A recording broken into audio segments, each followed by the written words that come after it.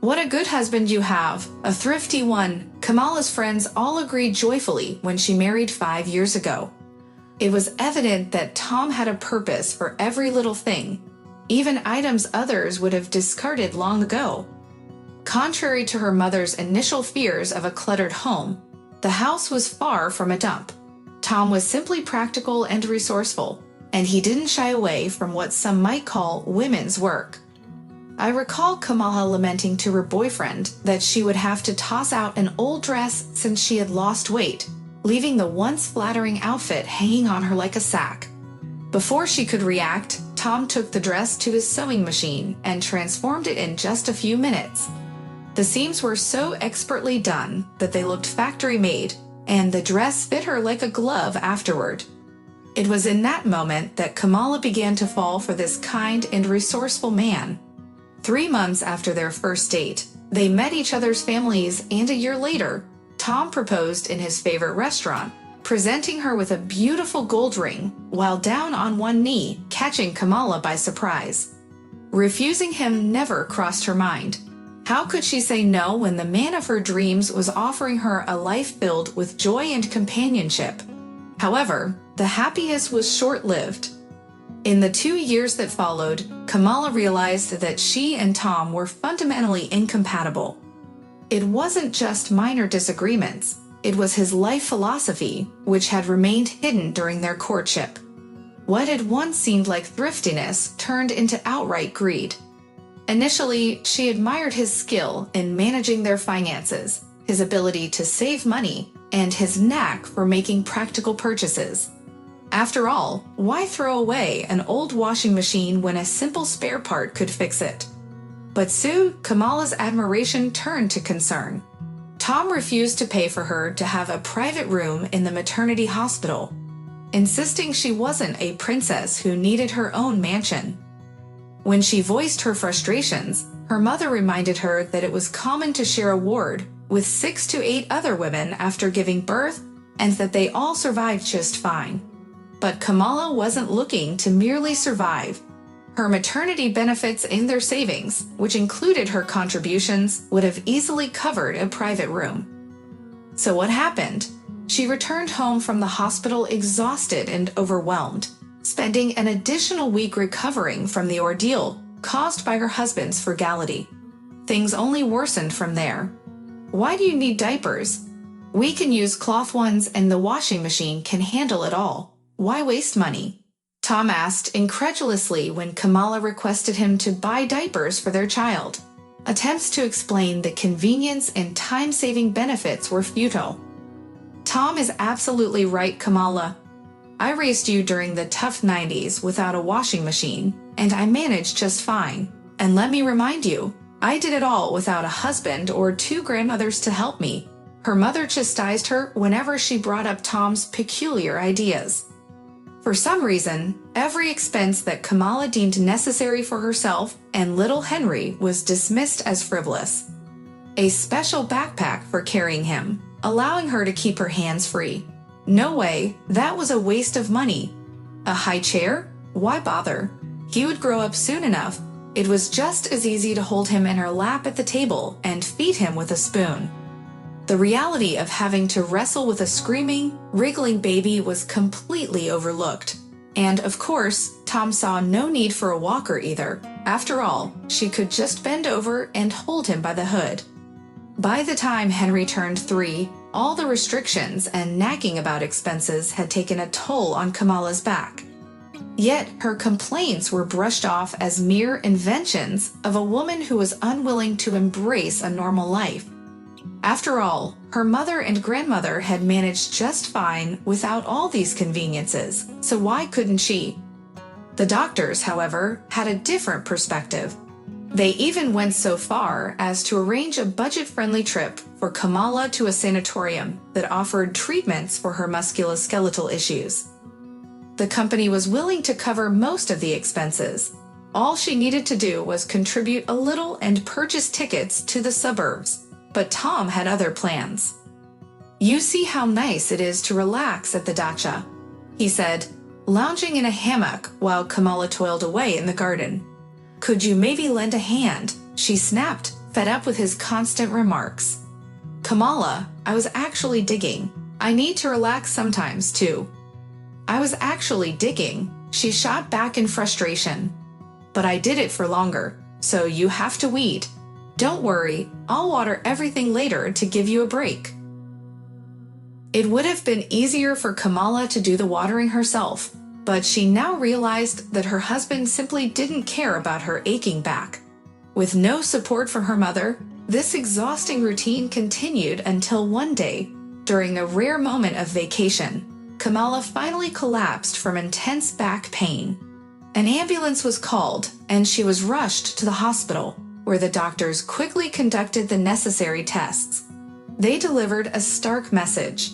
Treatment for her condition should have started yesterday. If it didn't, she could face surgery, and recovery from that could be difficult, with unpredictable consequences.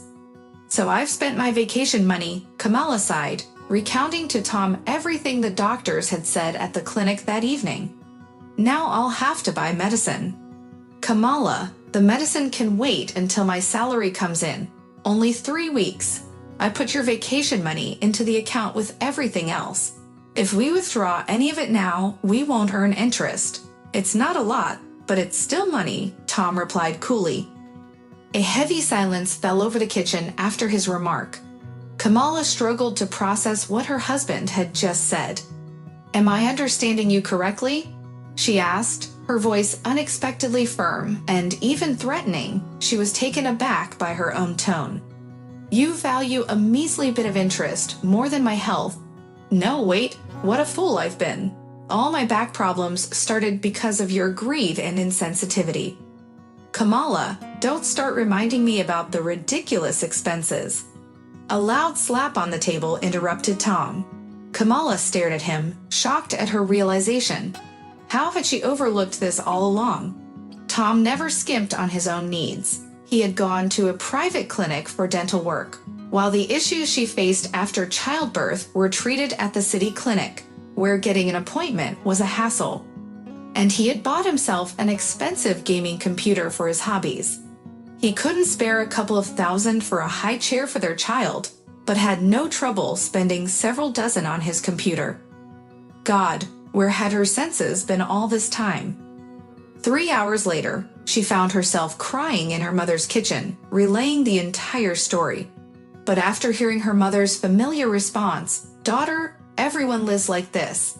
Tom didn't mean any harm," Kamala erupted into accusations once more. This time, her mother felt the heat. "If you hadn't filled my head with everyone lives like this, and there's nothing to worry about, I would be healthy, Mom. Do you understand? Healthy. Be proud. You've ruined your own health, and now your grandchild's health for the sake of some mythical necessity."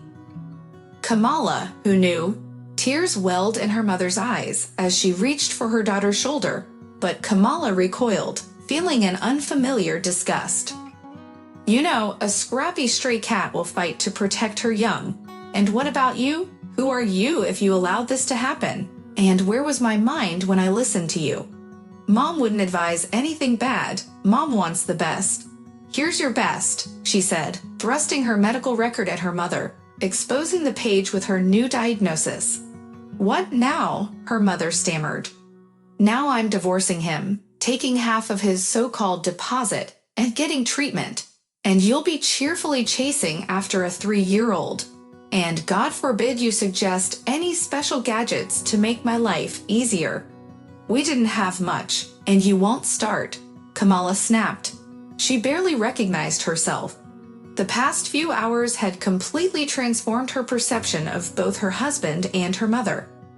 Now, like a reconfigured machine, she was focused on entirely different objectives. Her first goal was to undergo treatment, eliminate any relapses, and free herself from her health issues. The second was to raise her son, while limiting his contact with his father as much as possible. After all, who knew if Tom would next decide to skimp on car seat belts? God forbid. Kamala was ready to do whatever it took to achieve these goals. No one had shown her compassion when it truly mattered. When the consequences hadn't yet spiraled out of control, so she wouldn't extend that courtesy to anyone else. Naturally, her anger didn't last long. After all, she was a mother first and foremost. Her mother genuinely regretted the situation, stepping up to take care of her grandson and handle the household tasks Kamala couldn't manage while undergoing treatment. Kamala returned to her mother's home and, to Tom's outrage, claimed half of the money he had carefully saved over the years during the divorce. She even had the audacity to file for alimony. How could she possibly shake down such a good, hardworking, thrifty man for money? To her delight, Tom refused to maintain contact with their child. At first, Henry would ask where his dad was, but after a month of living with Kamala and her mother, he lost interest and stopped feeling neglected. After all, it was Kamala or her mother who were mostly present, so the child never developed any attachment to his father. Kamala never remarried, but she didn't fret about it either. She had one thrifty man in her past, and she wasn't keen on experimenting again. As Henry grew, his mother did her best to support him. Kamala worked during the day and took on additional evening shifts to ensure they could afford more than just the bare necessities. Though she wasn't as frugal as Tom, she managed to improve her life and her son's after the divorce. 5 years later, she bought a small one-bedroom apartment with a mortgage and was currently renting it out. Eventually, she planned to move Henry there when he was old enough, while she would stay with her mother to take care of her. There was no one else to support her, and she was a mother despite all her past mistakes. She hadn't acted out of malice, so Kamala couldn't stay angry for long. Strangely enough, Tom never found a life partner who understood or accepted him. It was baffling why all the women ran from him as soon as they learned about his relationship with Kamala. He seemed like such a good man, a thrifty person,